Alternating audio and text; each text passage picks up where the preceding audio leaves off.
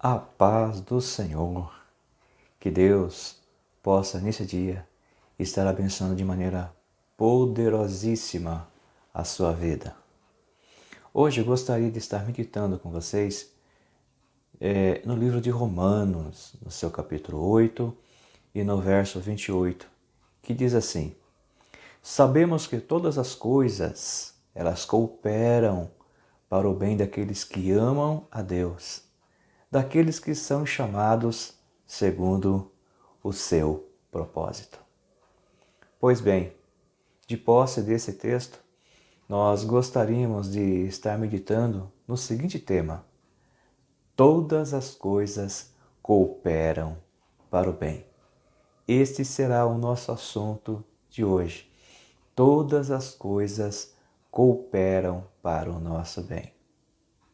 Este, com toda certeza, é um dos versículos mais conhecidos e mais citados em toda a Bíblia Sagrada. Entretanto, o que muita gente não sabe é compreender, é interpretar da maneira correta esse versículo.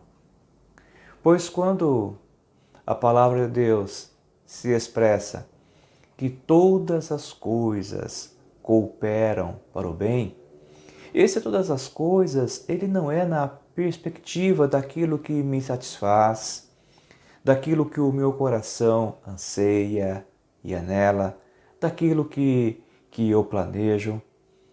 Não, não é bem assim, não é bem dessa forma. Na verdade, esse versículo ele exalta o domínio de Deus e a soberania de Deus em todas as coisas.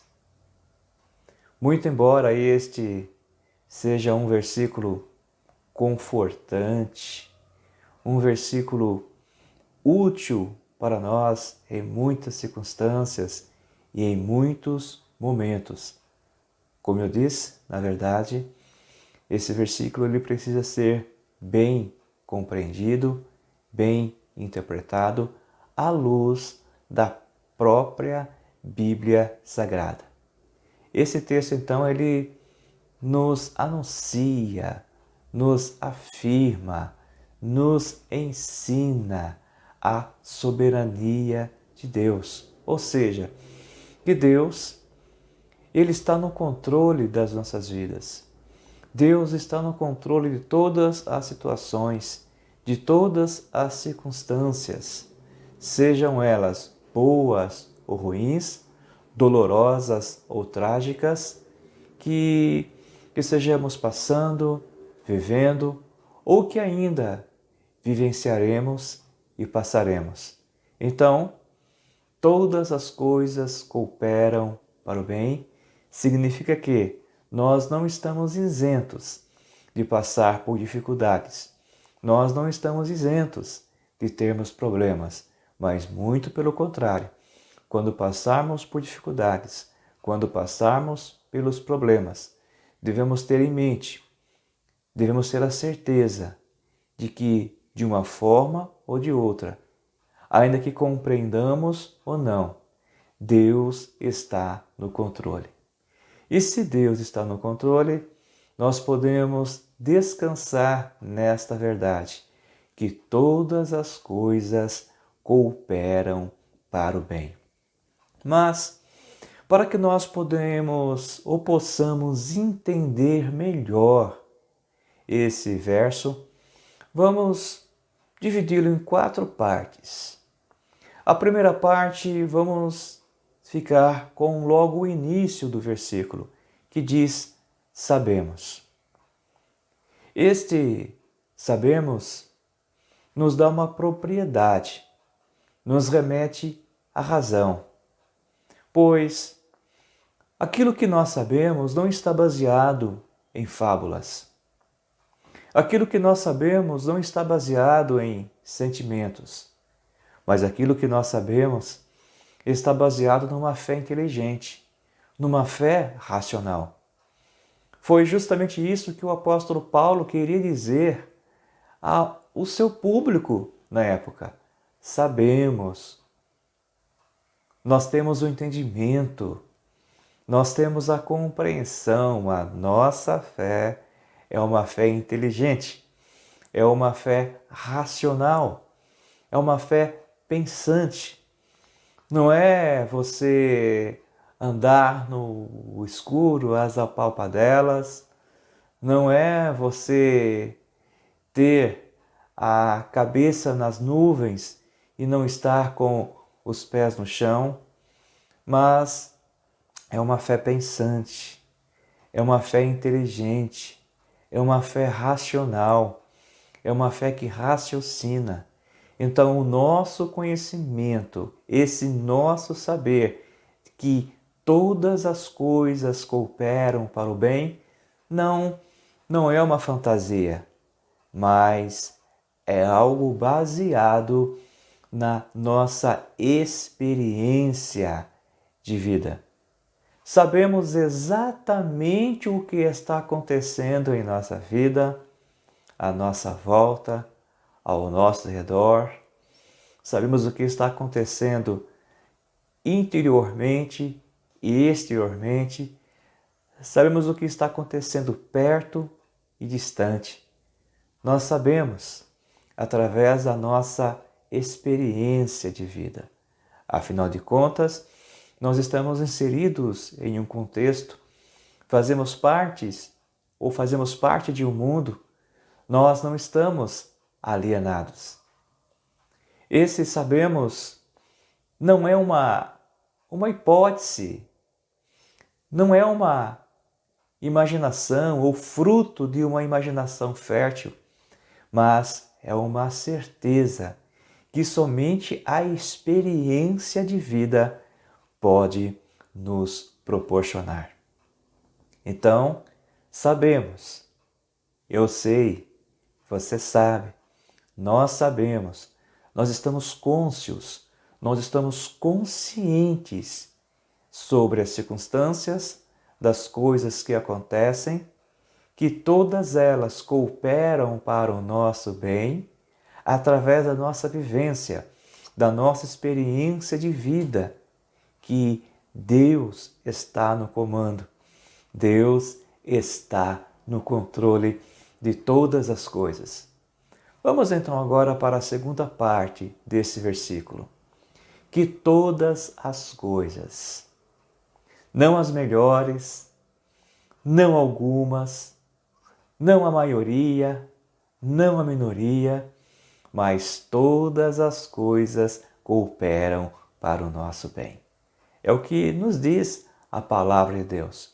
Todas as coisas, todas elas, boas ou ruins, grandes ou pequenas, significantes ou não aos nossos olhos, não importa. O que importa é que a Bíblia, a palavra de Deus, nos ensina que todas as coisas cooperam para o nosso bem. Tanto aquelas coisas que nós gostaríamos que acontecessem e desejamos que elas ocorram, como também aquelas coisas que nós não queremos, que nós não gostaríamos que elas ocorressem, mas que no nosso sentimento, muitas vezes, elas acabam acontecendo. Por exemplo, provações, lutas internas, lutas externas, tribulações, acidentes, incidentes, perdas, traumas, erros de percurso, perseguições.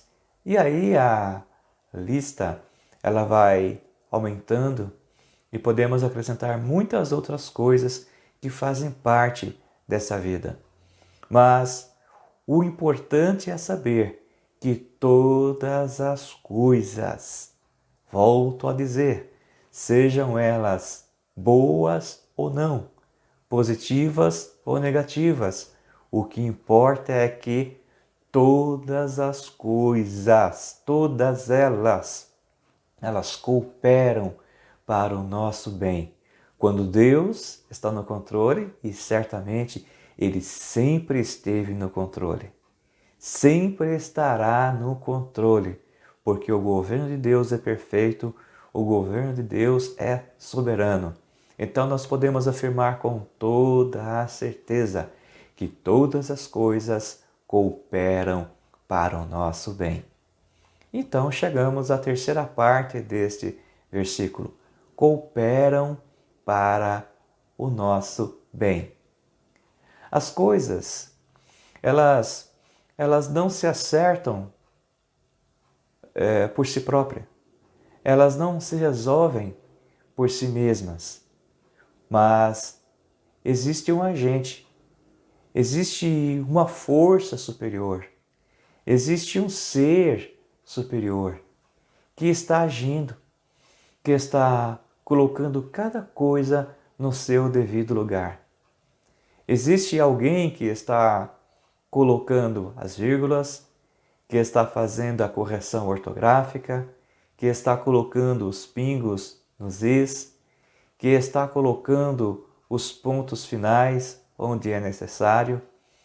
E essa força superior, esse alguém, é o próprio Deus. E isso implica em dizer que Deus age. Deus age em nossas vidas. Deus age nas circunstâncias. Deus age através de todas as coisas que acontecem em nossas vidas. Na verdade, não existe acaso.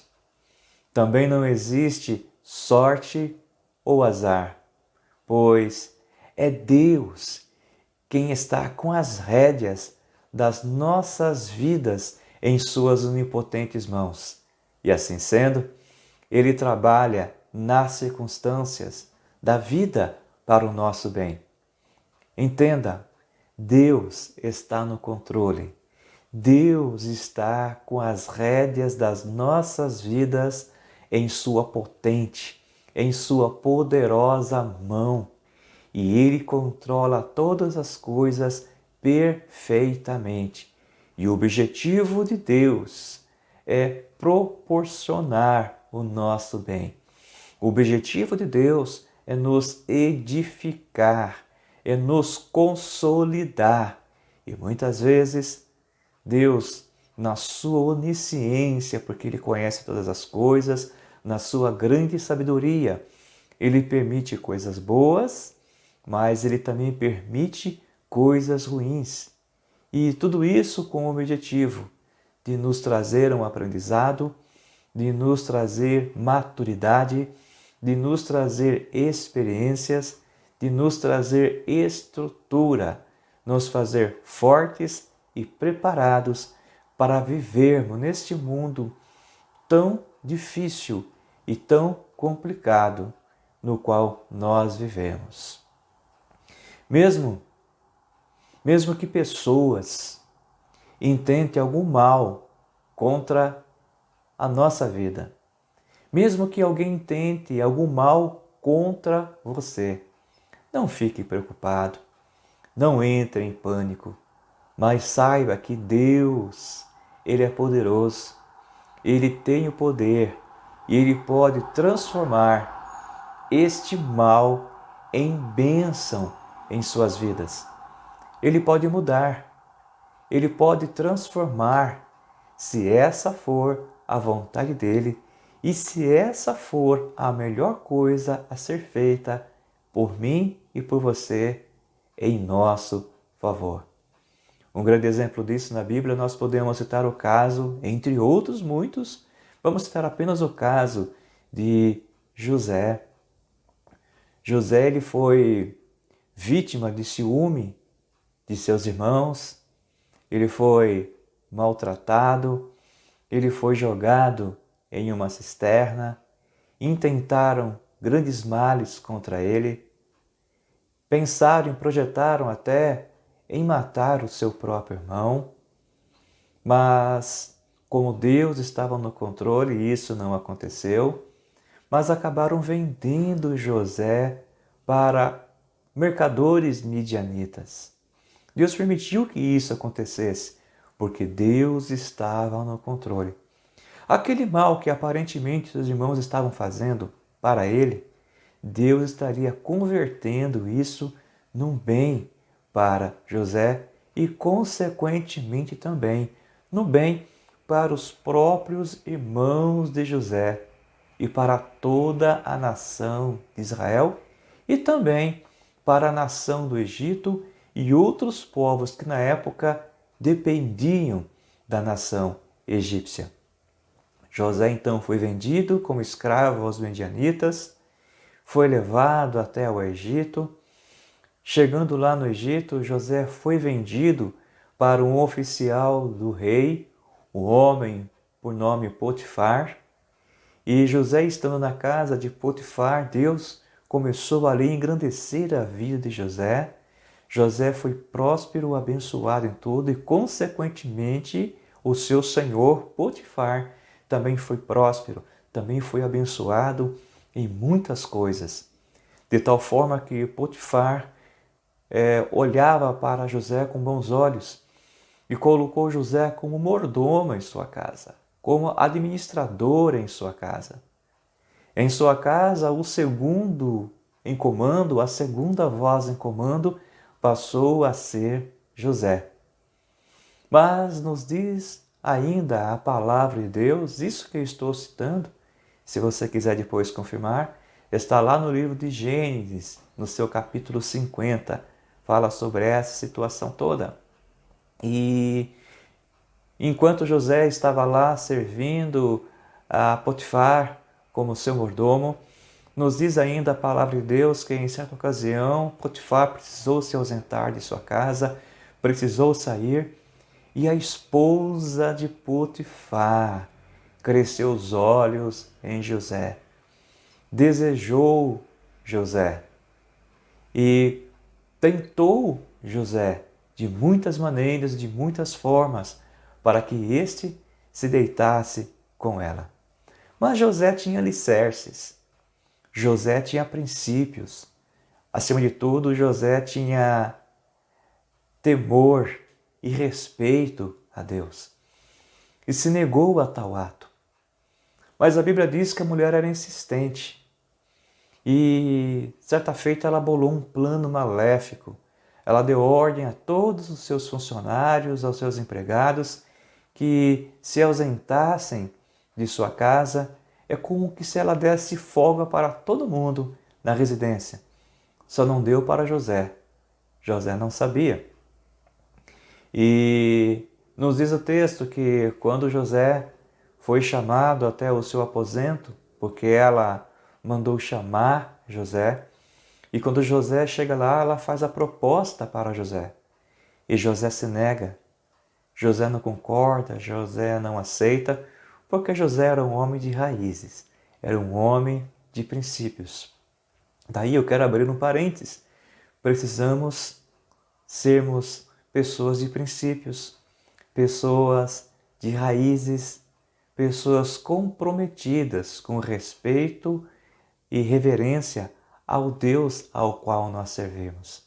E José então se negou. E a mulher então, desesperada, procurou usar da força para que José se deitasse com ela. E nos diz o texto que ela se lançou contra José e José então o que foi que fez?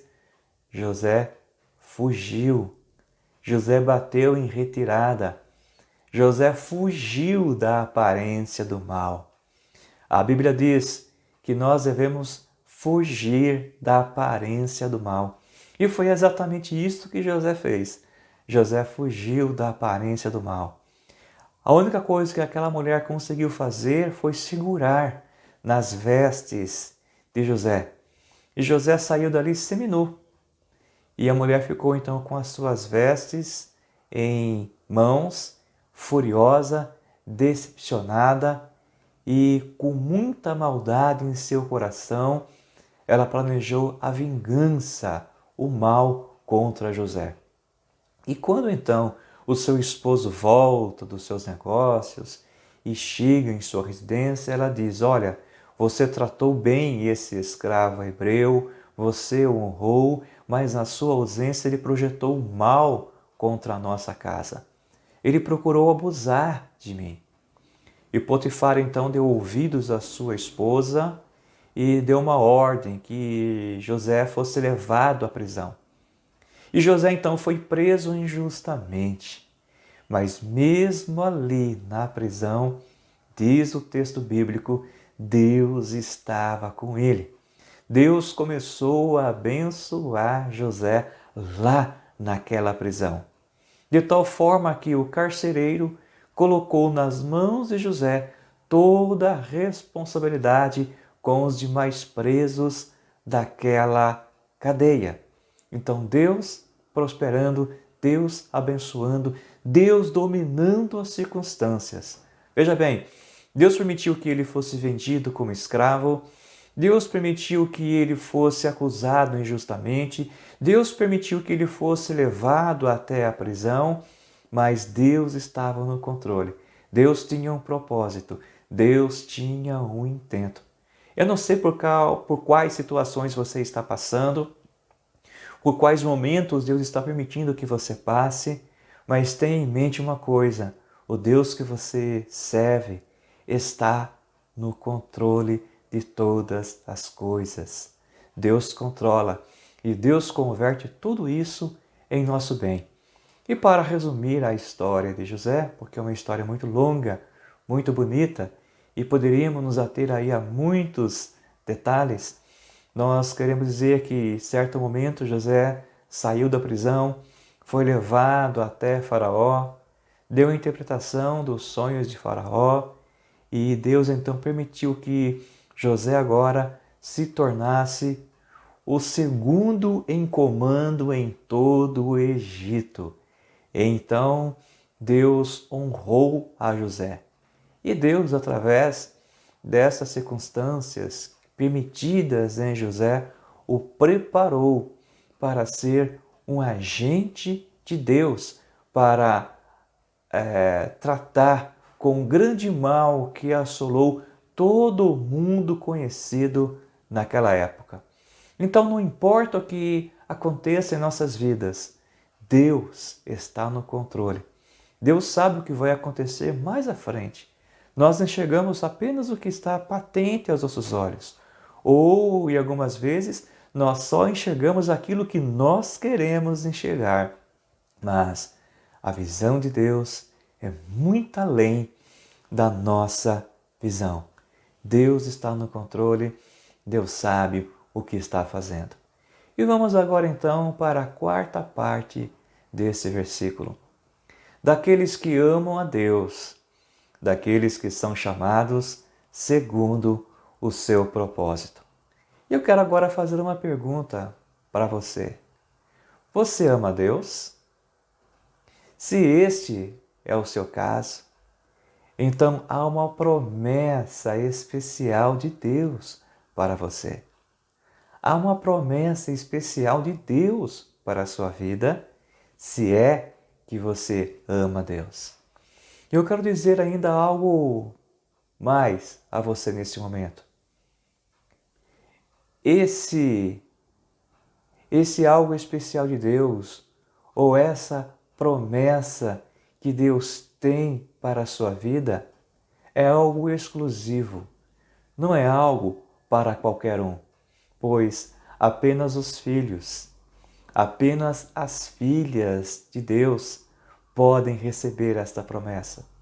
Então se considere um privilegiado, se considere um abençoado, se considere feliz, porque se você tem essa promessa de Deus em sua vida, é porque você é filho, é porque você é filha, é porque você é um privilegiado aos olhos de Deus. Mas que promessa é essa? Qual é essa promessa? Pois bem, todas as coisas cooperam para o bem. Esta é a promessa que temos da parte de Deus. Deus trabalha por aqueles que nele esperam. Nesse exato momento, amado ouvinte, Deus está trabalhando em você. Deus está trabalhando por você. Deus está trabalhando, agindo em favor da sua vida. Muito embora nós não entendamos, nós o compreendamos, mas Deus está agindo porque o nosso Deus é um Deus ativo, é um Deus que age, é um Deus que atua, é um Deus que interage com os seus filhos. O nosso Deus não é um Deus que criou as coisas, formou tudo e se ausentou e deixou o homem, deixou as pessoas abandonadas à sua própria sorte. Não. Deus é um Deus presente, é um Deus que atua, é um Deus que interage com os seus filhos. Então, Deus está trabalhando em você e por você. Então, se assim o é, nós podemos e devemos confiar no cuidado de Deus.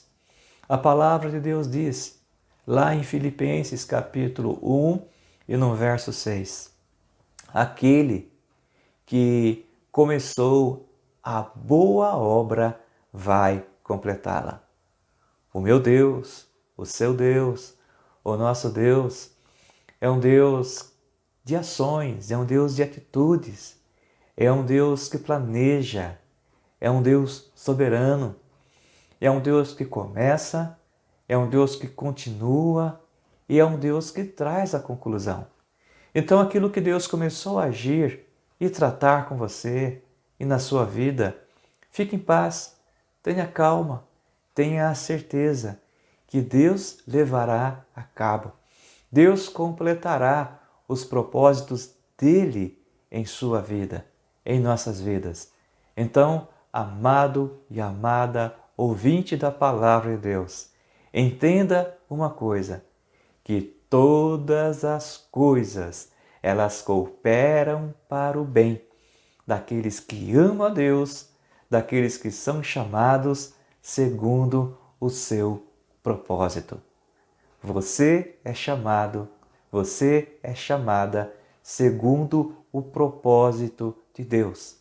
Deus te chamou, Deus te vocacionou, Deus te condicionou e Deus está te preparando, está te estruturando para que o propósito dele, a vontade dele, que é soberana e perfeita, se cumpra e aconteça em suas vidas. Nenhum dos planos, nenhum dos desígnios, nenhum dos propósitos de Deus podem ser frustrados. Os planos de Deus, eles ocorrem, eles acontecem, eles se realizam, porque o nosso Deus, ele é soberano. Não importa a circunstância, não importa a situação, não importa o que acontece, Deus está no controle das nossas vidas e de todas as coisas. Que Deus esteja abençoando a sua vida em o nome de Jesus Cristo e que o Espírito Santo de Deus fale melhor em cada vida e em cada coração. Fiquem todos na grande e poderosa paz do Senhor Jesus Cristo.